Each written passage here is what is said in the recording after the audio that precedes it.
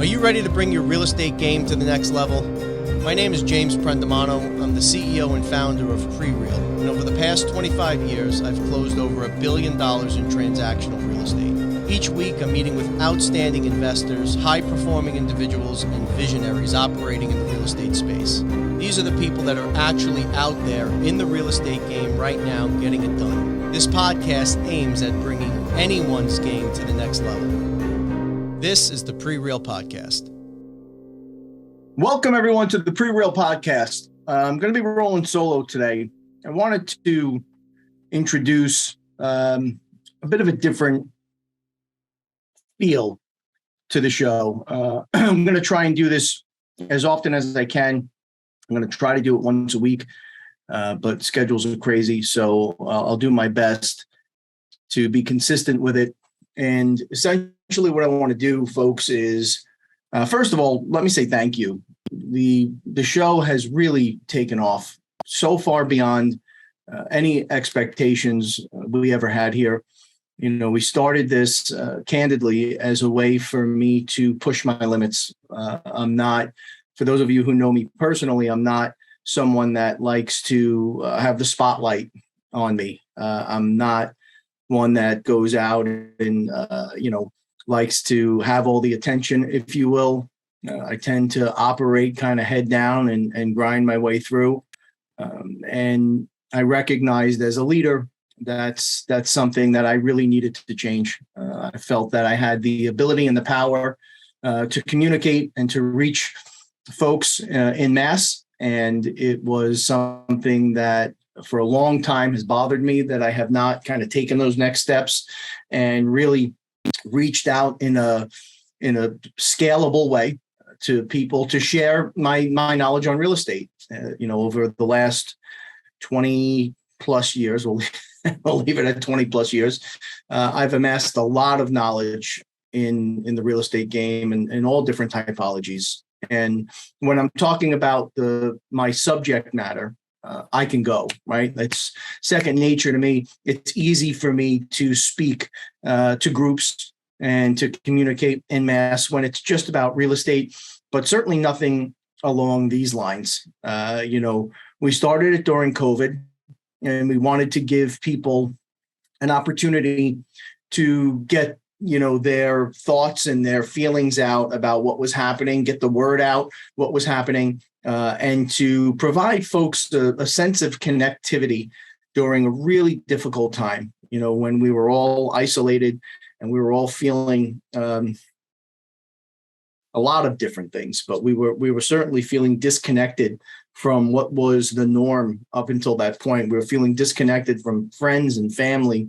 And it was a really challenging time. So we said, let's use technology to give us an opportunity to connect with folks and to connect folks together and give them a sense of community. Since then, it's again, unbelievably thankful. We're in over 60 countries now. We've got thousands and thousands and thousands of hours that have been listened to and watched, and it's been shared and commented and liked, and really appreciate it from the bottom of my heart. Just wanted to say thank you to the audience and talk to you about this new format where I want to get on and pick a topic. Sometimes it'll be solo, sometimes it'll be with guests, but I wanted to go beyond real estate. I wanted to start connecting with people and trying to create change. I'm going to share a story that really has brought this to the forefront for me and was the inspiration for me to actually start doing these. I've thought about it for a while, but recently I was driving with one of my children, and they're youngins yet. We were driving through a neighborhood that's seen its challenges over the years, a lot of economic hardships, and it shows, and my child had said to me, Dad, why is this like this? And, I said, what do you mean? And he said, well, why is it that people here have to live this way? Now, that's a heavy ass question. And I try to explain the best way I could. And they kept pressing me, but why? Well, there's these things and these factors, and this happens and that happens, but why? But why? But why? And at the end of the day, it's just been a failure of leadership and leadership across the board. Not elected officials, not community leaders, all of us have failed our fellow man. And as we started to talk through solutions, because of course, to my kids, I'm a superhero. I'm daddy, and they started to press me on, well, what can you do to fix it? And as I started to walk through some of the things that I thought we can do to fix it, they wanted to know why I wasn't doing it, which was very difficult to answer, and far more complicated than a child, I think, could understand at this stage of the game. But it begged the question, why am I not fixing it? Why am I not doing more? Why am I not engaging in a number of different topics that are pressing and on everyone's mind, often thought of, seldom discussed? And I wanted to take the first step. I wanted to start to talk about it openly. I wanted to start taking these challenging topics, and the topics are far and wide. As COVID hit, the country unfortunately became even more polarized than it was leading into it. We all have experienced this, right? There are friends and family that it almost seems orchestrated how divided we've become and how polarized we become. Friends and family that you can't have civil discussions with on certain topics. And discussions and communicating and discourse it's everything, and there are certain topics now that we can't even broach with our most trusted people in our lives. And if we can't do that at that intimate level, well, they sure as hell aren't doing it up at the elected level and in the community level. So I wanted to take, again, maybe it's one segment a week, and pick a topic and kind of grip it and rip it and start doing more and start connecting dots and start talking about solutions. And it's okay to have disagreements. It's okay to have passionate disagreements, as long as we respect each other. And at the end of the day, we hear and we listen what our counterparts are saying. Over the years, I have drastically changed my position on things that I was entrenched in, that I thought I knew in my core, in my soul, in my DNA, I had figured out. And as time has wore on, I have come to really change my position on a lot of things. So I want to use the platform as something more than just real estate, as important as that is and as passionate as I am about it. I want to talk about, these pressing issues in our community. I want to talk about why there are so many people that are struggling, and there are so many answers. I was reading a book on leadership, one of many books on leadership that I've read, from John Maxwell. And this was a collaboration. I believe it was Maxwell and another author called Change Your World. And one of the things they talk about as a kind of hedge against poverty, one of the things they can do that is like the number one, or it's one of the top things, that if a child receives this, they have a really significant chance of getting out of poverty as they get older. And don't hang me on the nuance of the percentage or what exactly it was. But essentially, if a child has a higher level of comprehension in reading, it was reading specifically, at a third grade level. If a child has competency in reading at a third grade level, this was one of the main major factors in determining whether or not that child could get out of, stay out of, or not be in poverty. And it seemed like a simple stat, simple thing to read and discuss. But then I started to question, like, why have I never heard that before?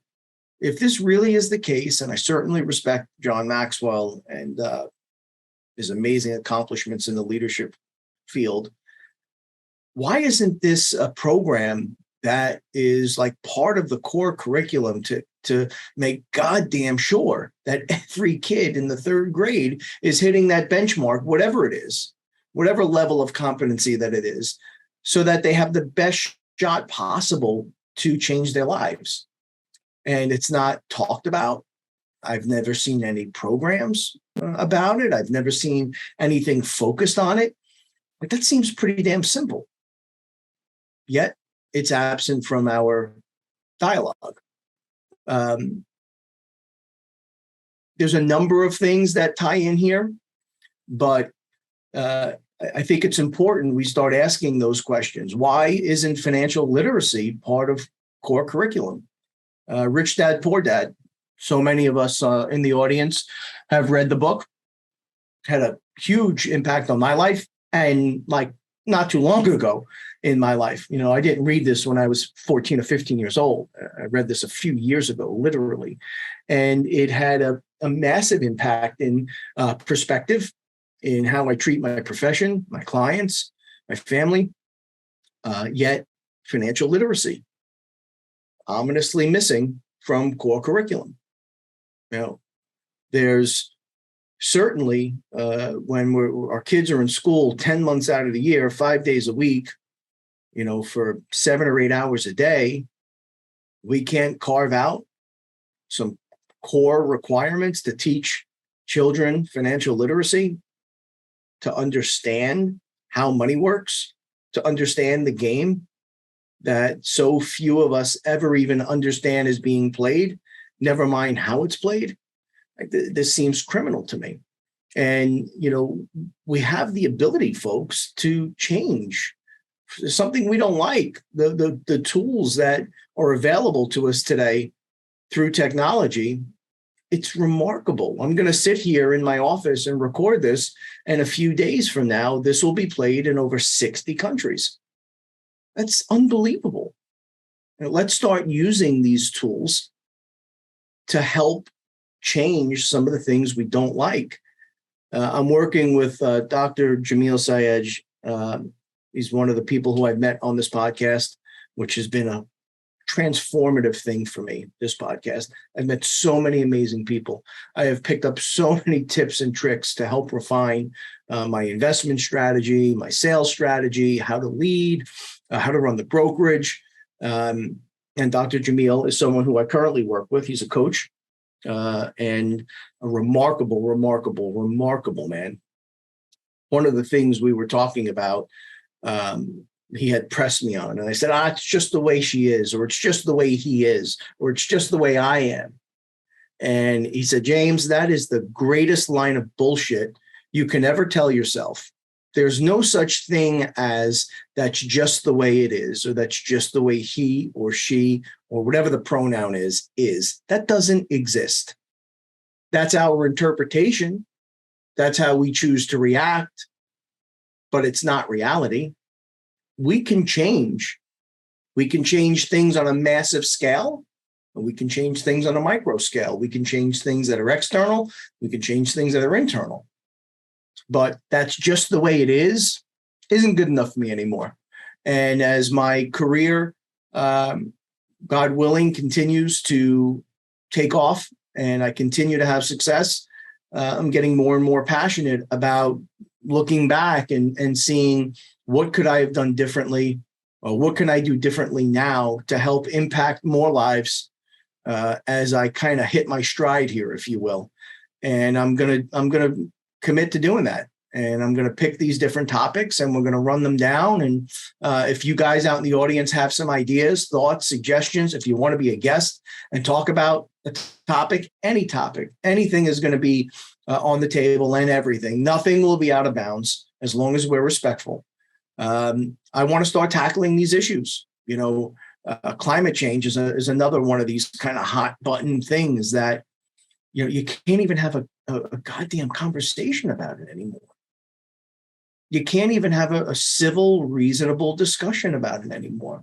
The planet's warming. It's not. It's just a trend. Who gives a damn? Who cares if it's a trend or if it's not? Who cares if we did the damage or we didn't? The point is, we want to be good stewards of our planet, right? That should be the baseline, not whether my camp or your camp is right. That should be completely irrelevant. What should be relevant is we want to be good stewards of our planet. So where can we start being better stewards of our planet? Doesn't matter if you're on the right, doesn't matter if you're on the left, it doesn't matter if you're in the middle. That's why I had said it doesn't matter. It doesn't matter in the context of how we can start changing. And once people take a position, it's over. They're entrenched. And no matter what is said, no matter how many facts, no matter how much science you pour on it, this side and this side are absolutely entrenched and they're not going to move off their mark. So it's up to us. It's up to us to have these civil discussions. It's up to us to make these topics get slid right up in the spotlight, folks. Because if we have it on the spotlight, I assure you, the leaders will have it in the spotlight. And they'll start taking these things more seriously and we'll start to change these incredible things that are so important. We talk about it all the time in the public domain, but not a whole hell of a lot happens. I'm kind of sick and tired of things not happening. With that said, here we are and here we go. I'm going to try and do it once a week. Again, folks, if you're interested or you have a topic, please shoot it my way. If not, I'm just going to get up here and babble solo every so often and hit some of these topics in depth and in a passionate way on how we could be better, how we could be better neighbors, leaders, members of our community, stewards of one another. We have a short time on this planet, folks. And life is so damn precious. Let's start making a change. Let's start making a difference. All right, guys. Love you all.